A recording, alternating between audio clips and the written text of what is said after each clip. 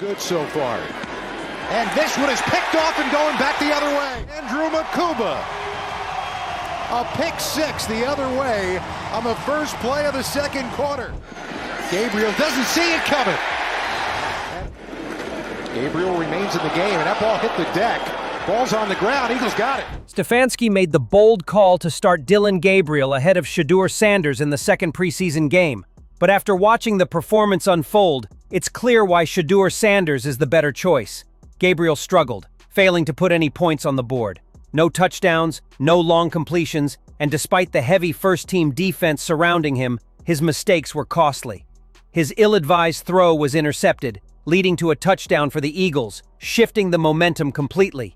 Ultimately, Gabriel played it safe, but that wasn't enough. Multiple sacks and that crucial interception completely derailed his game, leaving fans to question the decision. The performance was lackluster at best, and it only reinforces the idea that Shedeur Sanders might just be the better option for this team. I'm focused on doing. It's just part of it. You know, there's entertainers and there's competitors, and I totally understand that, and my job is to compete, and that's what I'm focused on doing. Dillon Gabriel knew deep down that Shedeur Sanders was the better player, but instead of owning up to it, he took a shot at him in his interview. He made a thinly veiled comment about there being entertainers, and then there are competitors. Seriously? Are we really going to say Shedeur isn't a competitor? A fifth-round pick who's already making waves with his incredible throws in the NFL? That's a competitor, without a doubt. This Shedeur hate is real, but here's the kicker. It's not backed by any solid play. Gabriel's performance on the field doesn't hold a candle to what Shedeur has done, yet somehow, he's trying to undermine him.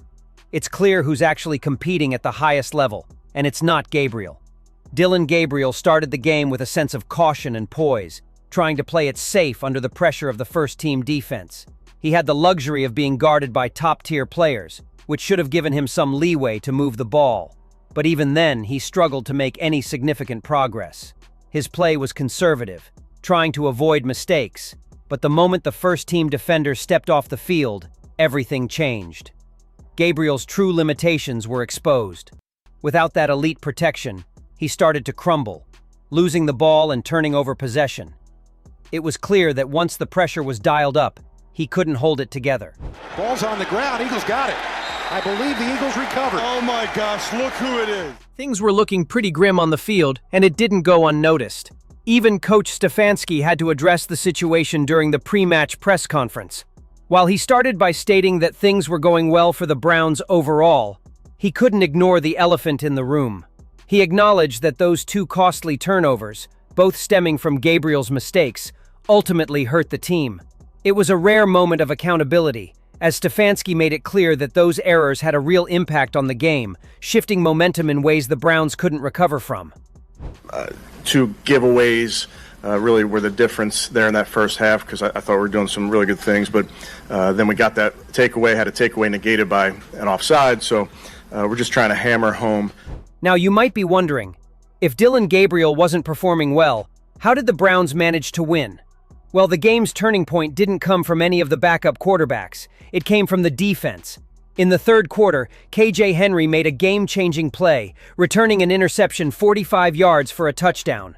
That crucial defensive score lifted the Browns to a 22-13 preseason victory over the Philadelphia Eagles on Saturday. It was a clear reminder that sometimes it's the defense that carries the team when the offense falls short. Another standout from the Eagles' side was Andrew Makuba, who seemed to be everywhere on the field. His seal against Dillon Gabriel's throw was arguably the highlight of the game, until KJ Henry had his own moment of brilliance. But even with Henry's interception return, the Browns still didn't have an answer for Makuba's relentless drive and presence. His ability to shut down plays and disrupt the offense made him a constant threat throughout the game, leaving a lasting impression on the field. Rush has first down and more, all the way up to the midfield stripe. This game made one thing crystal clear. Shedeur Sanders is far better than Dillon Gabriel, and not just when it comes to throws and touchdowns. Because let's be real, Shedeur had two while Dillon had none. The difference was also in how they managed the offense. When Gabriel was on the field, the wide receivers were forced to play tight, limited by his conservative, short inside throws that often made it difficult for them to gain any real momentum. On the other hand, Shedeur Sanders was able to consistently connect with his wide receivers like Florea and Larvaden on much better, more expansive throws that stretched the field and opened up the offense. It's a clear contrast in style and execution, and it's a reminder of why Shedeur's ability to stretch the defense gives him the edge. Emmanuel Ho didn't hold back when analyzing Shedeur Sanders' performance. He broke down every play, every decision, and made it clear just how dangerous this young quarterback truly is. According to Ho, Shedeur possesses the rare ability to dismantle defenses, not just when they give him space, but even when they close every apparent gap and apply heavy pressure. Those impossible needle-threading throws that most quarterbacks wouldn't even attempt, Shedeur makes them look effortless. Passes that seem destined for failure are delivered with pinpoint accuracy and unwavering confidence. Ho didn't hesitate to sum it up in one word: perfect. Defensive back has eyes on Shedeur and he drops off too quickly. This can be a pick. This can be going the other way. So Shedeur, he gets the ball out of his hands, but the accuracy of this football between not one, but two defenders and a fully outstretched defender, But through it all, Shedeur stayed humble. No flashy celebrations, no signs of pride or ego. His post-game interview was just as real as his play on the field. He said the best part about being a quarterback is leading the team. And for him, it's all about one thing: consistency. That's exactly what they showed. Staying steady, grinding through adversity, and coming out on top after falling behind early. It wasn't just a win, it was a statement of resilience and teamwork, led by Shedeur's steady hand. I would say the most important thing of being a quarterback is leading your team. I would say definitely the scoreboard. I think we did that pretty good. And just being consistent, even though if things going our way or not going our way, being able to bounce back and not stay in the hole. Being a quarterback is going to be ups, downs, it's going to be pros, cons, everything. So you just got to stay level-headed through it. On the other hand, Dillon Gabriel came out taking shots at Shedeur, trying to undermine his counterpart instead of focusing on his own game. The difference between the two is glaring. Shedeur is trained to embrace challenges, to rise above adversity, and to elevate his team. Dillon, however, seemed more focused on taking digs at others, even when you both play for the same team. It speaks volumes about their mindset and approach to the game. One is about competing and leading, while the other is about throwing shade instead of proving yourself on the field. Similarly, if we look at this from a business perspective, Shedeur Sanders' start for the Browns became a game-changer. It drew an astonishing 2.3 million viewers, making it the most-watched NFL preseason game in a decade. The buzz surrounding Shedeur transcended just the game itself, capturing the attention of millions and proving that his presence is not just a boost to his team, but a major draw for fans and advertisers alike. This kind of attention and viewership is exactly what NFL teams and brands dream of, showcasing that Shedeur's influence goes far beyond the field.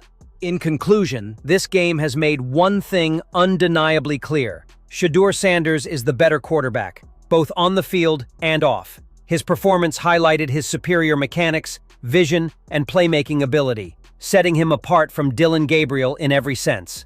On the field, Shedeur's ability to make precise, challenging throws, even under pressure, is something few quarterbacks can replicate. While Gabriel played it safe and struggled to move the ball, Shedeur effortlessly connected with wide receivers, stretching the defense and creating opportunities for his team. His throws were crisp, accurate, and most importantly, they showcased his readiness to compete at the highest level, regardless of the circumstances. Off the field, the contrast was just as stark. While Shedeur Sanders focused on embracing the challenges of the game, Dillon Gabriel chose to take shots at his counterpart in an attempt to undermine him. His dig at Shedeur, calling out the difference between entertainers and competitors, was a telling moment. Shedeur's ability to rise above and perform under pressure is what defines him as a competitor.